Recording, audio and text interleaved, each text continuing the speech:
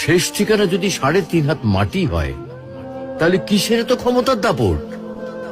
ভোর 5টায় মৃত্যু, সকাল 6টায় জানিয়ে দেওয়া হবে মাইকে, 8টায় শেষ গোসল করানো হবে, 9টায় তোমাকে নতুন কাপড়ে সাজানো হবে, জোহরের নামাজের পরে তোমার আলিশান বাড়ি থেকে বের করে নিয়ে যাওয়া হবে, 2টায় তোমার জানাজার নামাজ পড়ানো হবে, 2:30টায় তোমাকে কবরে নামিয়ে ফেলা হবে। মাটি দেওয়া শেষ হয়ে গেলে কেউ তোমার জন্য দোয়া করবে, আর কেউ চলেও আসবে। এই তো জীবনের শেষ আয়োজন। তো কিসের তো অহংকার, কিসের তো ক্ষমতার দাপট? হ্যাঁ, ক্ষমতা কারোর জন্য চিরস্থায়ী নয়।